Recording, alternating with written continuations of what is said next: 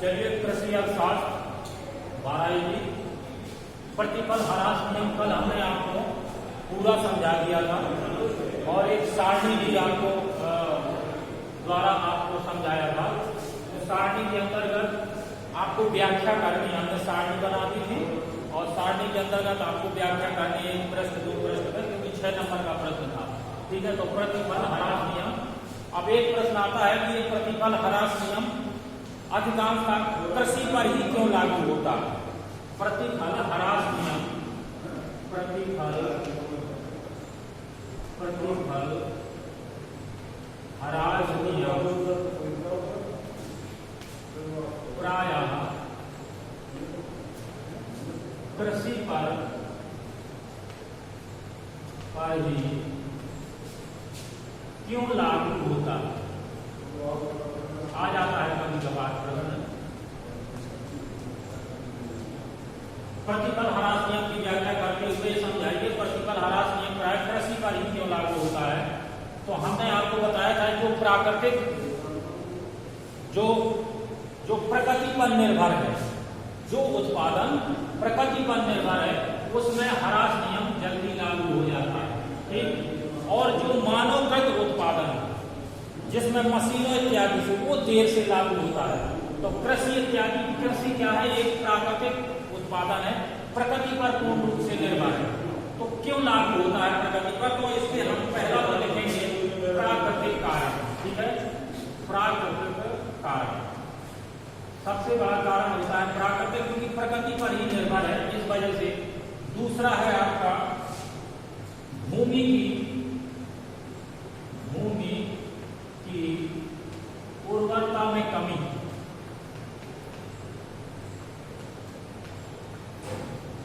जब हम लंबे समय तक एक ही भूमि के टुकड़े पर कृषि कार्य करते हैं तो उसकी उर्वरता धीरे धीरे समाप्त होने लगती है और हमारा जो है लागत बढ़ती जाती है।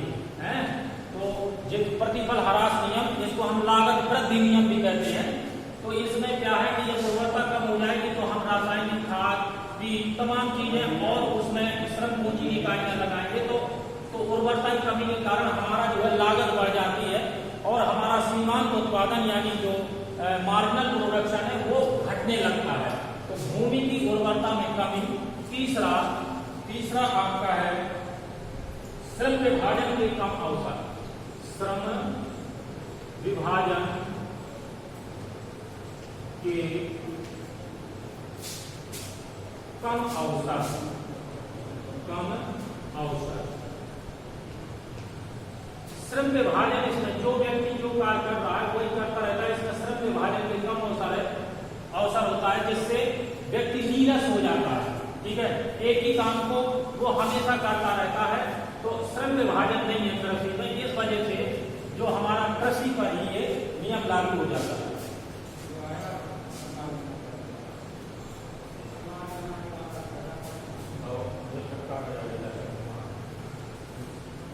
वो लिए एक मिनट थोड़ा सा फिर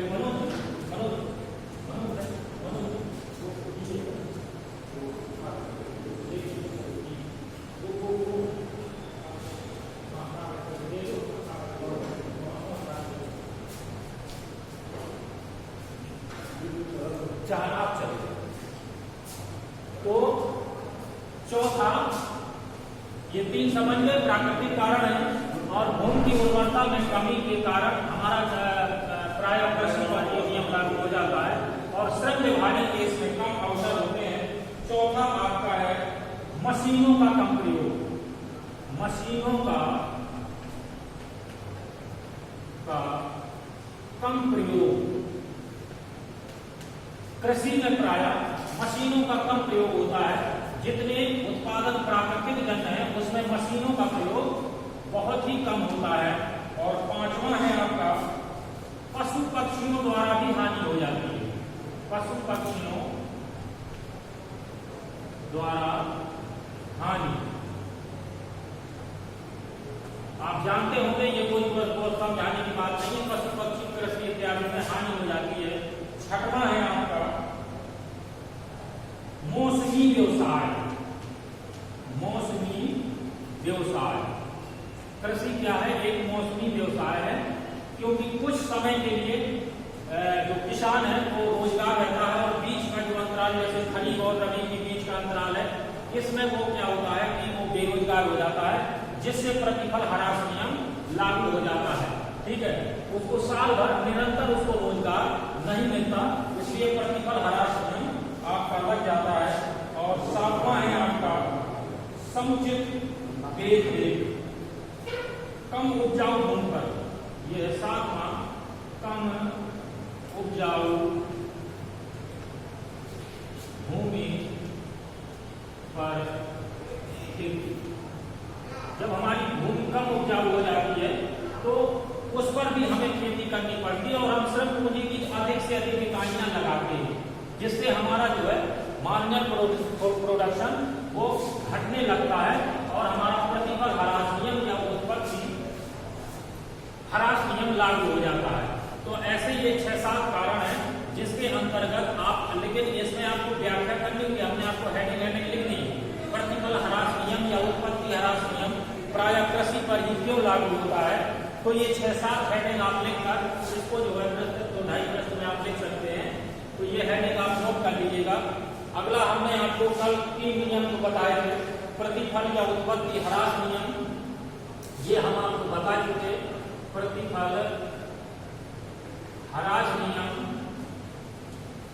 दूसरा प्रतिफल वृद्धि नियम, प्रतिफल वृद्धि नियम, तीसरा था आपका समता नियम। ठीक है, ये हो गया। तो प्रतिफल ह्रास नियम आपका पूरा हो गया। कल हमने पूरा का पूरा आपको समझा दिया था। ये एक टॉपिक रह गया था, प्रतिफल ह्रास नियम प्रायः कृषि पर क्यों लागू होता है, इसको आप जो है समझा दिया। इन हेडिंगों से आप जो है इसको विस्तृत व्याख्या कर सकते हैं। दूसरा प्रतिफल वृद्धि नियम, इसको हमें आज समझाना है।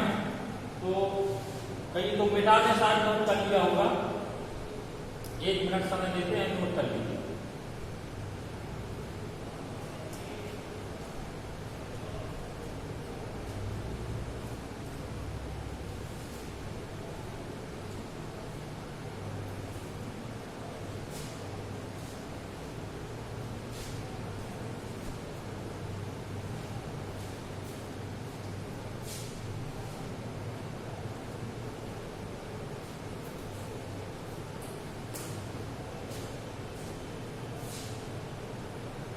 समय हो गया 1 मिनट।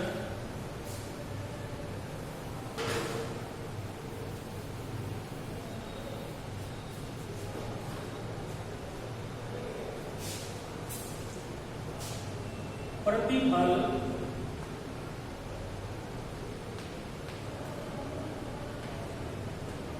वृद्धि नियम, इसको हम उत्पत्ति वृद्धि नियम भी कहें।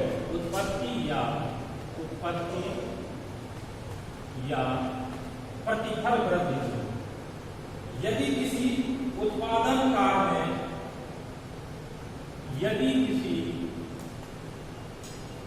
उत्पादन कार्य में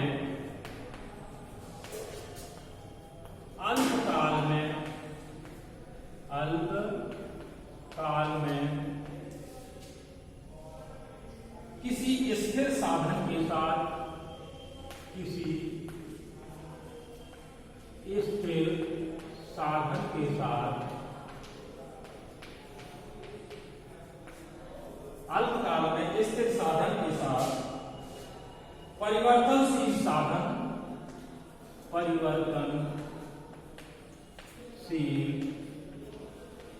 साधन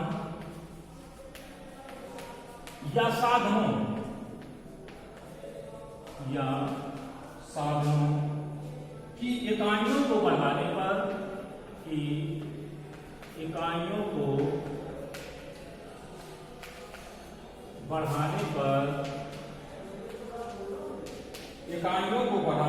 उपादानों के अनुपात की अपेक्षा, उपादानों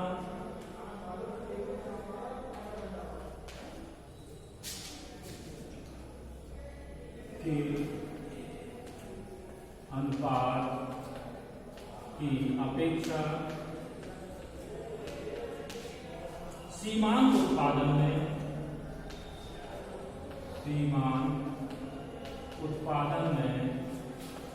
अधिक वृद्धि होती है, अधिक वृद्धि होती है, तो इस प्रवृत्ति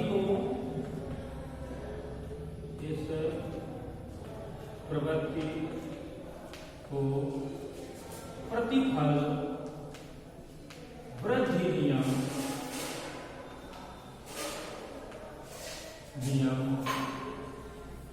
कहते हैं। ठीक, ये है, ये आपको याद करनी होगी, याद कर समझ के आपको लिखनी होगी।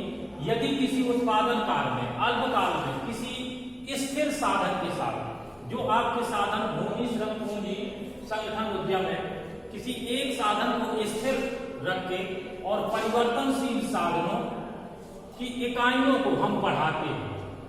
जैसे हमने कल बताया था श्रम पूंजी की हमने 1 इकाई, 2 इकाई, 3, 5 इकाई तक बढ़ाई, तो हमने इकाइयों को बढ़ाने पर तो उपादान में जो है अनुपात की अपेक्षा इसमें सीमांत उत्पादन में अधिक वृद्धि होती है।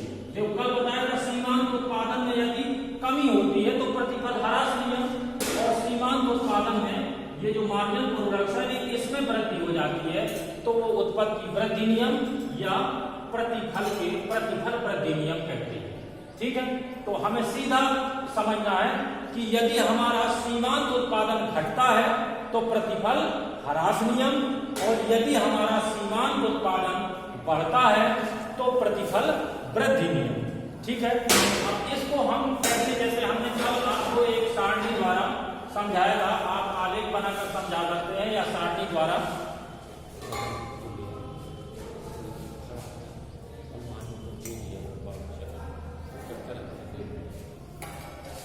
तो यदि हमारा सीमांत उत्पादन घटता है तो ह्रास नियम, यदि हमारा सीमांत उत्पादन बढ़ता है तो वो वृद्धि नियम हो गया। ठीक है, अब ये कितना आप समझ गए होंगे। इसको कहते हैं, इसमें क्या करते हैं कि इसको घटती लागत का नियम भी कहते हैं। इसे घटती लागत, ठीक, घटती लागत का नियम भी कहते हैं। ठीक, ये घटती लागत का नियम कैसे हो गया? क्योंकि हम श्रम पूंजी इकाइयां लगाते हैं तो हमारा जो सीमांत उत्पादन बढ़ता है, सीमांत उत्पादन बढ़ता है तो हमारी लागत घटती है, यानी वो अगर वो बढ़ेगा तो हमारी लागत औसतन घटेगी। तो प्रतिफल वृद्धि नियम में इसे हम घटती लागत का नियम, प्रतिफल ह्रास नियम में हमने क्या बताया था, याद करिए। प्रतिफल ह्रास नियम में कौन सा नियम लागू होता है? वो होता है लागत वृद्धि नियम। ठीक है, लागत वृद्धि नियम, क्योंकि उसमें लागत बढ़ती जाती है। अगर ह्रास में जाएगा तो हमारा लागत और श्रम पूंजी की 1 इकाई, 2 इकाई हम बढ़ाते ही चले जाएंगे, लेकिन हमारा सीमांत उत्पादन घटेगा। जब सीमांत उत्पादन घटेगा तो हमारी लागत निश्चित है हमें बढ़ानी होगी। तो ह्रास नियम को लागत वृद्धि नियम और प्रतिफल वृद्धि नियम या उत्पत्ति वृद्धि नियम, इसे हम घटती लागत का नियम कहते हैं। इसमें सीमांत उत्पादन या मार्जिनल प्रोडक्शन बढ़ जाता है। ठीक है, आया समझ में? अब इसको हम एक उदाहरण द्वारा समझते हैं। मान लीजिए किसी कपड़े के कारखाने, माना कि एक स्कूल है,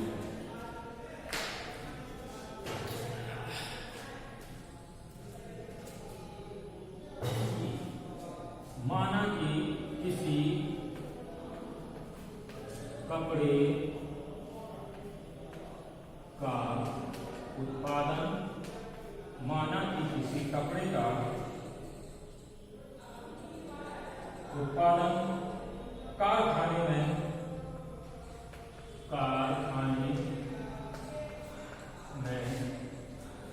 श्रम पूंजी की इकाइयों में वृद्धि करने पर, श्रम पूंजी की इकाइयों में वृद्धि करने पर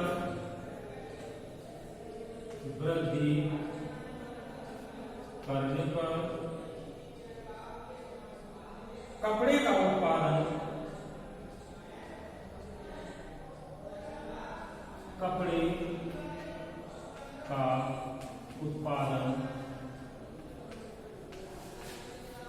निम्न प्रकार से बढ़ेगा या बढ़ता है। ठीक है, ये इसको समझना है। तो हम क्या करेंगे, पहले हम श्रम पूंजी की इकाइयां लिखेंगे, कैसे बढ़ता है श्रम और पूंजी।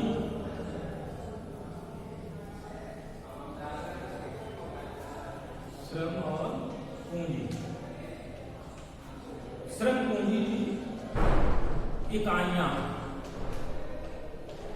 1 इकाई, 2, 3, 4, 5 इकाई कल की तरह बना लेंगे। कुल उत्पादन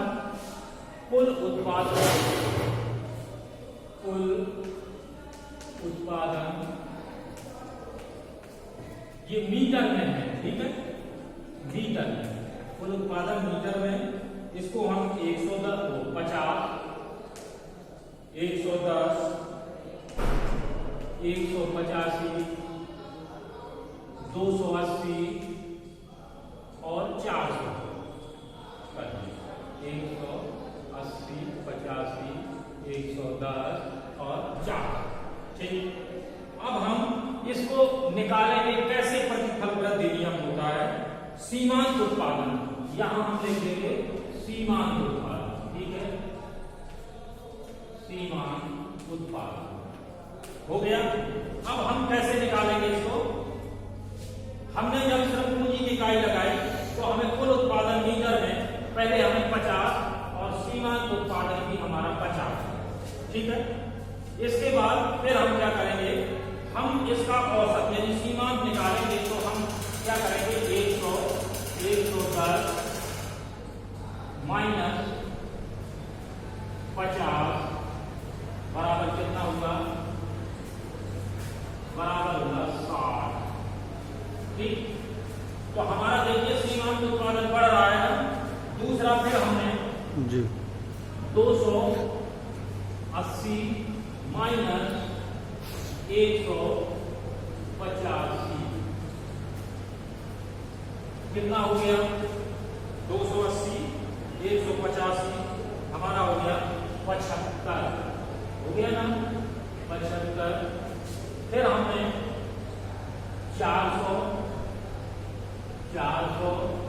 माइनस 280, ये आपका हो गया 95। ठीक, और 400 माइनस 280 120 ये हो गया। तो कहने का मतलब उदाहरण द्वारा हमने समझाया, इसको किसी भी तरह आप बना लीजिए। तो इस श्रम पूंजी की हमने इकाई लगाई तो 50 सीमांत उत्पादन हमारा 50 हुआ। फिर हमने 110 माइनस 50 घटाया तो कितना हो गया, 60 हो गया। फिर हमने 185 माइनस 110 से घटाया, 185 माइनस 110 बराबर हमारा हो गया ये 75। और 280 माइनस 185, 280 माइनस 185, 280 माइनस 185 तो ये हो गया आपका 95। और फिर हमने निकाला 400 माइनस 280 बराबर हमारा हो गया 120। ठीक, इसको घटा लें, 280 0 2 और 1। ठीक, ये हो गया 120। तो हमारा ये सीमांत उत्पादन बढ़ रहा है ना, इसी को हम प्रतिफल वृद्धि नियम कहेंगे। ठीक है, तो अब हमें फिर अब हम अपनी परिभाषा को फिर ध्यान देंगे, व्याख्या को, जो हमने अभी व्याख्या की है, ये व्याख्या। इसको अब देखिए, आप सारणी को ध्यान में देते चलिए तो आपको ये पूरी समझ में आ जाएगी, ठीक है ना। यदि किसी उत्पादन का, आप समझते चलिए, सारणी को ध्यान में दीजिए कैसे जो है प्रतिफल वृद्धि नियम। यदि किसी उत्पादन का अल्पकाल में किसी स्थिर साधन के साथ, हमने एक साधन लगाया और परिवर्तनशील साधनों की इकाइयों को बढ़ाने पर, हमने इन साधनों की इकाइयों को बढ़ाया, 1 इकाई श्रम पूंजी की लगाई, 2 इकाई, 3 इकाई, 4 और 5। तो हमने ये इकाइयां बढ़ाने पर उपादानों के अनुपात की अपेक्षा, उपादान को हमने श्रम पूंजी की इकाइयां लगाई, यही है उपादान, इनकी अपेक्षा सीमांत उत्पादन अधिक करता है। ये हमारा सीमांत उत्पादन हो गया, तो ये अधिक वृद्धि होती है। जब अधिक वृद्धि होती है, इसी प्रवृत्ति को हम घटती लागत का नियम या प्रतिफल वृद्धि नियम कहते हैं।